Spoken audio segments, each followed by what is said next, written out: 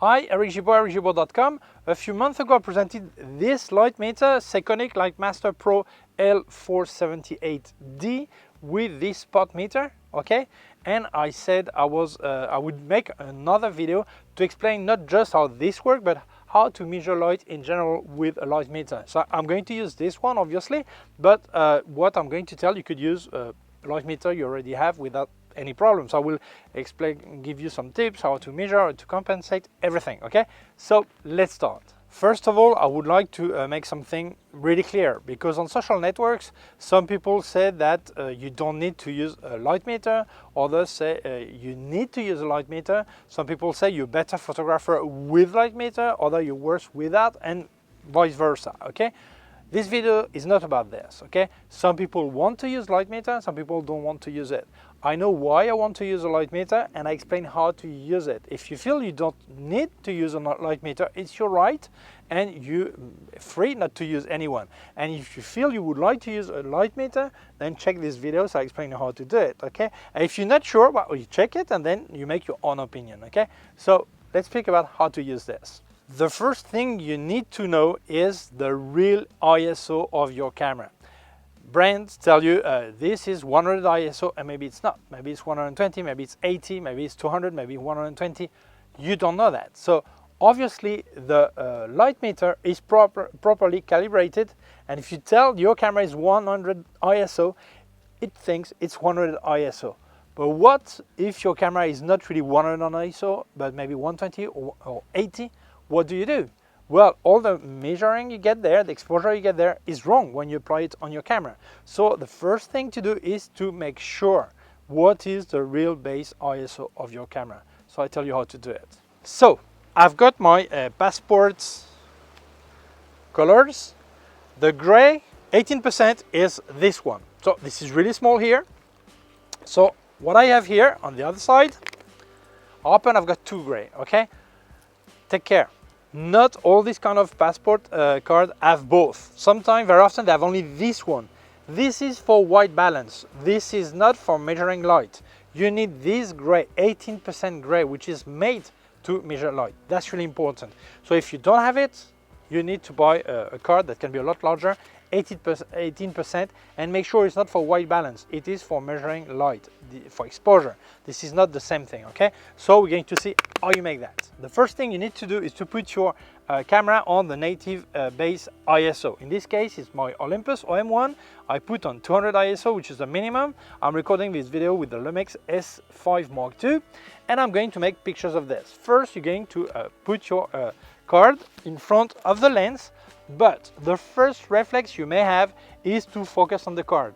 No, when you measure light at less than 1 meter, 1 meter 20, if you're closer than this, you have a drop of light on the sensor, okay? So the exposure would not be right anyway, okay? So the thing you need to do is to place your card, and very important, focus to infinity.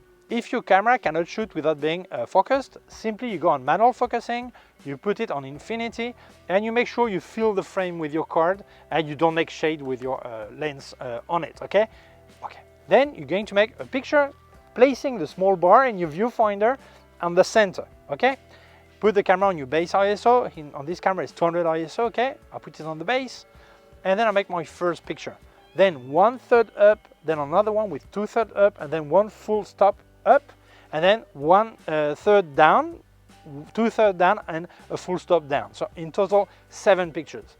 Then you're going to bring these 7 pictures, where you will see only gray, to your computer, and we're going to check which one is right and to know if the ISO is fine or not, okay? So you've got your 7 pictures. So then you open all your pictures in Lightroom or in Photoshop Camera Raw, whatever you want, okay? And then with the small dropper or the cross, it depends, you go over the center of your picture. Remember that this should cover your full picture, okay? So you're going to measure around the center. You should get the same amount of, same number on the 3 channel RGB, okay? Gray, medium gray, like this, is 115, okay? If you don't get 115, then try the next, you start with the picture that was supposedly properly exposed, okay? Then go to the 1/3, and 2/3, and 3/3, and then the other way around. Once you see which picture gives you the right measure of 115, 115, okay? Then you know that this is a picture that really tells you the real ISO, okay? So, in my Olympus, it says it's a 200 ISO base, but you will notice that I have to go 2/3 down, which is 120, okay? So 120 is the real base ISO on this camera. On the Lumix, it says 100 ISO, but the real base is 80 ISO, okay? Why do you need to know that? Because the Lightmeter doesn't make mistake, okay? If it says it's 100 ISO, it believes it's 100 ISO, and this is right. So when I measure light, when I apply it to the camera, it will be wrong. So I've got two options. One is to lie to the Lightmeter when it's on 200 ISO and says it's 120, okay? And second, what's wonderful about this Lightmeter, you have profiles. You can create a profile for each camera you have and then indicate a compensation. In my Olympus, I would compensate 2/3. On my Lumix, I would compensate 1/3. So it means from then, when it's compensated, for every measure I do, I know exactly that's right, and I can apply it to the camera and there's no problem. But the first step is to know exactly where you start from, which is the real ISO of your camera. There are two ways of measuring light. One is the incident light. It means the light that falls on us right now here, how much light I receive. So I would use the Lightmeter this way. If it's flat like the wall here, I would leave it this way. If it's 3D, I would put the small ball out this way, so like a person like me, okay? So you have an idea of how light falls on that person. It will make on average a measure, okay? The problem with this technique, which is really good when you're low contrast situation, like really cloudy or indoor, like in the shade like I am right now, that's fine. From the second it's really contrasty, that's a different story. Because incident light will tell you how much light is falling on the scene, but will not calculate how much light is reflected on my clothes, on my beard, on the back, all this. And this is what your camera is saying. So it doesn't take into account the material on what the light is reflected, okay? So in low contrast situation, that's not a problem. In high contrast, that's a problem, because you need to know precisely what part of your picture is reflecting more light, giving more light, all this. You need to know that. So in this case, you would not use this. Like if I use landscape, for example, I would remove this and place a spot meter, like this one, okay? So this way, I can precisely point at different areas to check which one is has the most light and to know how it's reflecting on the scene, okay? So these are the two ways, incident measuring or reflected, okay? You need to know that and decide, okay? Now we're going to see each technique. One is not better than the other. It all depends what you're doing and how you want to use it. And that's a big difference, is depending the kind of picture you make. Landscape is different than portrait indoor behind a window with a white curtain that doesn't make any high spot or whatever, okay? So that's important to decide. This is an additional accessory I really recommend, okay? Something that is really important. You cannot measure light nowadays in digital photography without taking into account the software you will use to develop your raw file, okay? When you work on JPEG, you don't have much margin for errors, okay? You cannot push much and think you will get back, recover highlights or things like this. In RAW file, yes, you can, but you need to know how far you can go. So it's really important that you know that if I use Lightroom, I can, with my camera, recover 2 stops in highlights, for example, or so much in shadows. We're going to see the problem is protecting highlights, okay? Or if I use my Hasselblad in focus, I can recover 1 stop, 1.5 stop more than with Lightroom. So I need to know if I will develop my raw file with focus by Hasselblad or with Lightroom by Adobe, okay? It's really important. You need to know that. You need to make some tests to make sure how far you can go, because that will help you make decision when you measure light and what you want to do, okay? That's really important. Well, for incident light, there is not much science. You measure light, you apply it to your camera, okay? That's not complicated. So In this case, I selected natural light, okay? Then 5.6 aperture, 125 ISO. I remind you that my camera is 200 ISO base, but I checked and the reality is 125, okay? And it says once, so I measure pointing at the camera, okay? I press, and it says 1/60th of a second, okay? 1/60th and a small bit, okay? So we're going to check if the picture is right. So let's try it. I put the ball in because here this is like a kind of wall. Maybe it's more shadow here, so I measure pointing at the camera, 1/30th of a second, it says at 125 ISO and 5.6 aperture, okay? So it's here, I make the picture. Okay, let's check.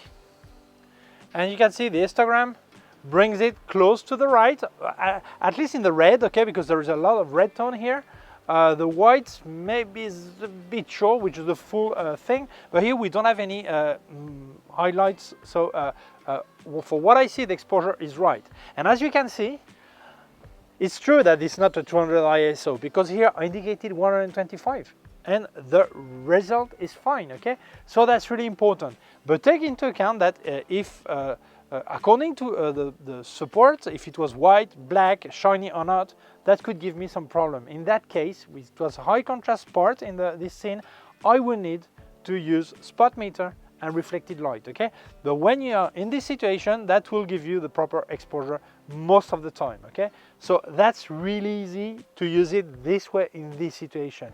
What gets really complicated is when we get to spot metering and reflected light, because we have to make some serious decisions, okay? When you measure incident light, you have two options. One is to point at the camera, 1/30th of a second. One at the light. Light source, 1/60th of a second and something. So it's about 2/3 different, okay? So it's really important. When you measure light, instead of measuring towards the camera, you must compensate 2/3 of a stop, okay? That's important. When you use flashes also, but I will make a separate video to explain how to use flashes with Lightmeter, because this Lightmeter can calculate ratio and many things. So I think it's more important to make a separate video, because this one would be too long, okay? So I will make a separate one explaining with one flash, two flashes, all this. Before going to a contrasty scene, we're going to measure this non-contrasty scene, so you realize the differences. If I point here at this whiter area, 1/30th of a second. If I point at this dark area, 1/8. You have two stops here. And this is non-contrasty. That's not a problem for your camera. Two stops, no problem, okay? If you want to make this a bit clearer, that's fine. This a bit darker, that's fine also. No problem, okay? When we get to a really contrasty scene, this is where problem starts. Because between the highest lights, the whitest light, and the darkest area, probably your camera cannot register the whole thing. So you have to make a decision. What is important in my picture? Is this white cloud really key important for me? Yes. So I need to protect it and make sure it's not overexposed. And I know that the darker areas maybe will be really so dark with no details, or when I will recover these darker areas, I will get a lot of noise. I need to know that. Or if I make a portrait, the face is key. If the face is properly exposed, how is the background? How is the foreground? How is the side? Is it fine? Is it not fine? I need to make a decision, okay? So here you have three options to decide what you're going to sacrifice, because in high contrasty scene, your camera will not register the full thing, okay? You have to make some decision. Option 2, put your camera in HDR mode and it will decide for you and try to make a balance to expose more or less fine the whole scene, okay? Third option, to do on HDR, manual HDR. HDR is high dynamic range. It's not this fancy tone mapping with crazy colors, okay? A good HDR, you don't notice it's an HDR, okay? Because it looks like as your eyes are actually seeing, okay? That's important to know the difference. So that means that when I'm going to measure the scene, I have to decide what's key. And also need to know my camera perfectly. I need to know the raw development software I'm going to use. This is really important, because if I know that I can recover one stop in highlight, or two stop, or 3 or 4 in low light, or whatever, I can make decision. I can know, oh yeah, I can go at the limit of this white area, and to know that it will not be overexposed. It looks overexposed, but it's not. I can still recover the details in there and get more details in the shadows.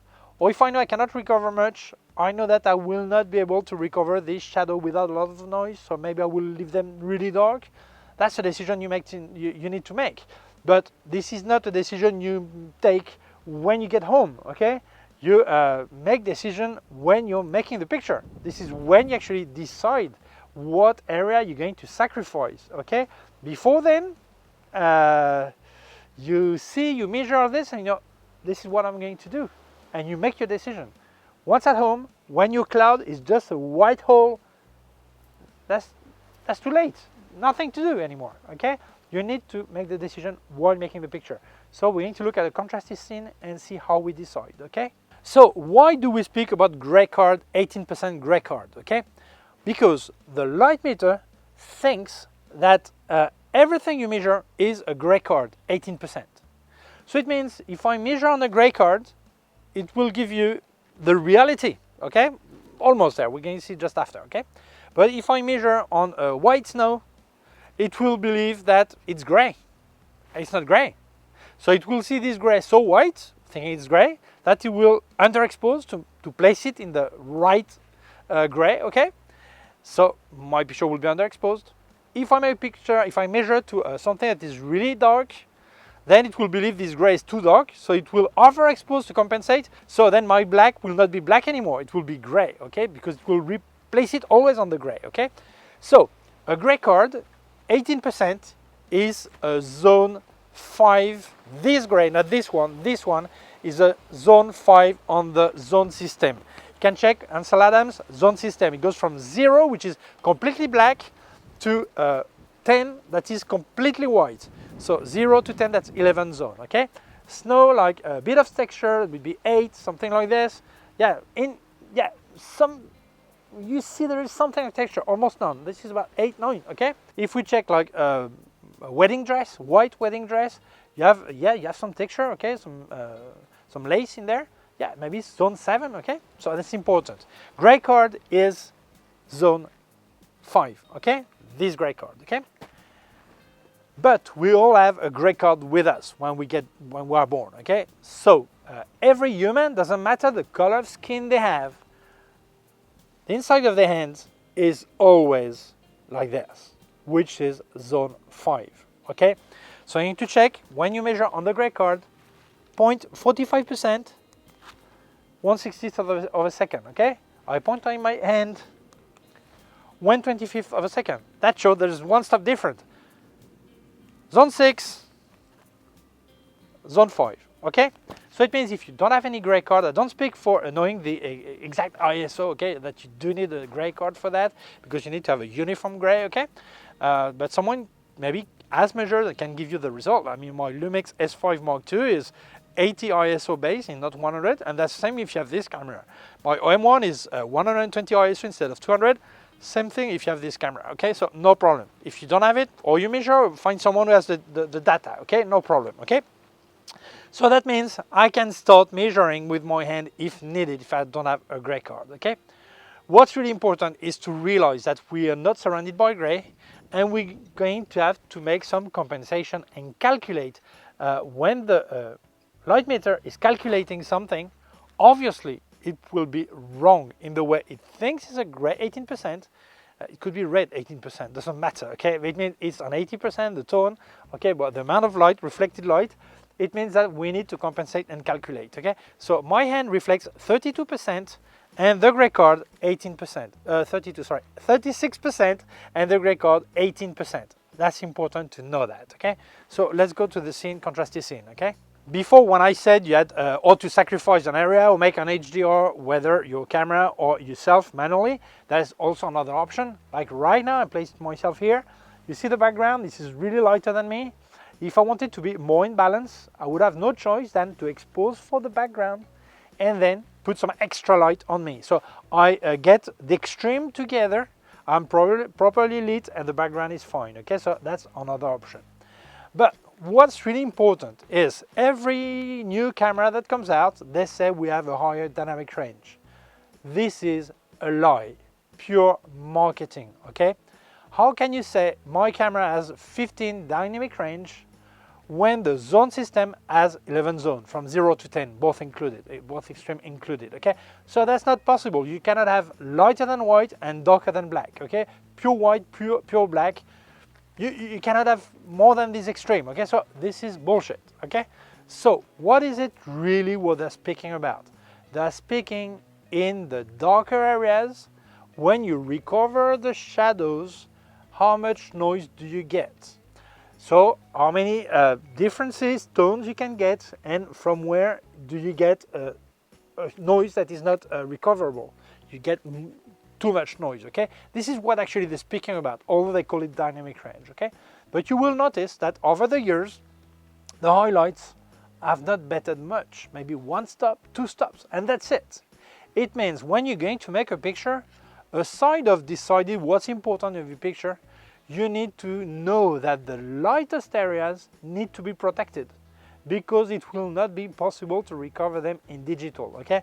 In film photography, it's another story, okay? But in digital, you will not be able to recover them. So it means it's important when you're going to use your spot meter to point at the whitest area, the lightest area, to know exactly what light there is there.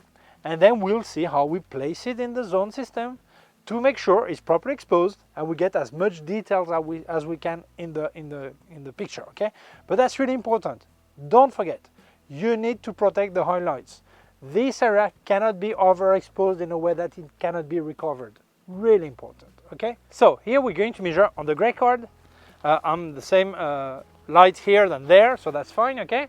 Okay, so I measure this, 45 degrees, okay? 1,000th of a second. But the gray card is not exact. Why? Because when Kodak created this gray card, it was not exactly for measuring this. It was made for something else, I can't remember what. So it means there is a small difference. What the gray card is giving you, you should compensate by half a stop, 1/3 of a stop. Let's do 1,000th of a second, 1/1000th of a second. I should, and then I compensate 1/3, so you have an idea. Okay, and if you check the histogram, that's fine, okay? In case you measure in your hand, like here, it gives me more light, so I should compensate an extra stop compared to the card, okay? Your hand can be really useful. Let's say you're doing street photography and there is no one there yet, so you could measure where people will come, more or less, measure light, okay? And you know exactly what you need to measure. So you measure on your hand, 1 extra stop to compensate that is not exactly the right zone, okay? That's fine, okay? And if you do the gray card, with 1/3 of a stop, okay? So that's really, really important. Before, when I did the stop, the gray card on the hand, I didn't give the small difference, okay? It was actually like 3/3 of a, to almost a stop. It was not exactly a stop, okay? This is why you say, yeah, but now you said double, and before it was not, and okay, that's the reason, okay? So that's important. So when you measure on the card, compensate 1/3 or half a stop, and when it's on your hand, 1 full stop, okay? So now we're going to measure in the landscape to see what area I would pick to have the right exposure, okay? So let's say you make a portrait of someone, you've measured in the hand, that's fine. You compensate 1 stop, and that's fine, okay? Let's say you make a picture of someone that is really white skin with a lot of sun, really white skin, okay? And you don't measure on the hand, you measure on the face. The Lightmeter will make a mistake, okay? So maybe you need to compensate 2 stops because the Lightmeter thinks, or your camera thinks, it's gray. And it's not gray, 2 stops. But the biggest problem, well, maybe not a problem obviously, but an exposure problem that many people from Africa ask me is, how do you properly expose really dark skin? Western and Eastern Africa, some have really, really dark skin. I can't remember if it's Eastern or Western, okay? Really dark skin, okay? So maybe this skin, if instead of measuring in the hand and compensate 1 stop, if you don't do that and you measure on the face, then the Lightmeter will think, oh, I need to overexpose this, I need to put more light, okay, because this is really dark and it's not a gray, okay, so to get it gray. So it will give you the wrong measure, and the person, when you make the picture with what the Lightmeter says, it will be, instead of being a really black skin, it will be probably gray, and you don't want that. because maybe someone with a really dark skin, maybe is a zone 2 to 4, usually 3 maybe. So if you should be in zone 5 and in 3, you need 2 stops. If it gives you 3 instead of 5, okay? If it's just 1 stop, okay? 3 stops. But know that if you don't measure in the hand on a gray card, you will get the wrong result, and the person will not be or black or no white. It will be the closest to what the camera estimate, with the camera or the light meter estimate, okay? So that's a problem. You need to compensate that. Now let's look at this situation that this is a landscape, okay? And there is a really big difference between the white clouds and the darker area, okay? I want to protect the white clouds. I don't want a hole in my picture. I want to have some texture. So I need to protect it. So I'm going to measure the whitest part, okay? 1/2000th of a second. I'm still on ISO 125 and 5.6 aperture, okay?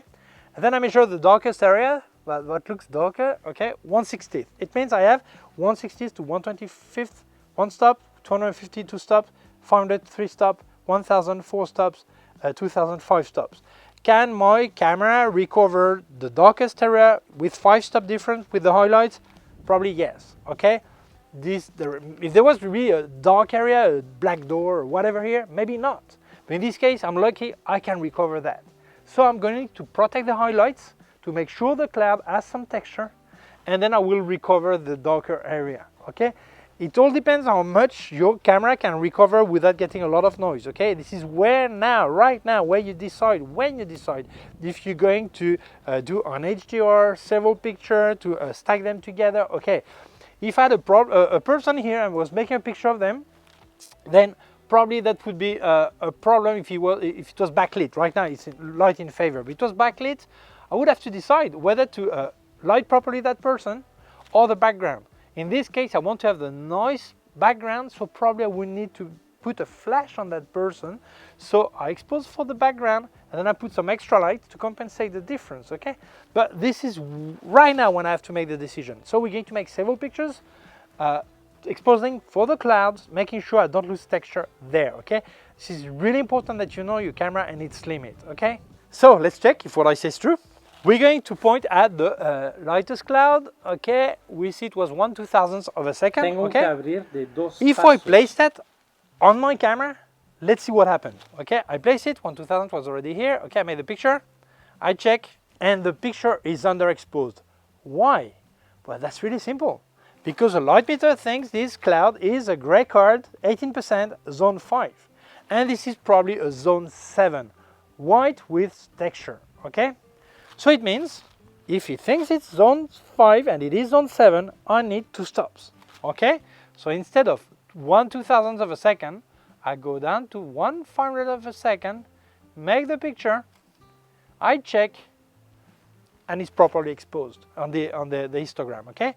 And check this. If it was more than, if it was a 7, but maybe an 8 or 7 something, well, I would know it straight away. If I make, I change, whoop, I put 1/3 extra over. Then I've got the highlight warning that it's burnt here, okay?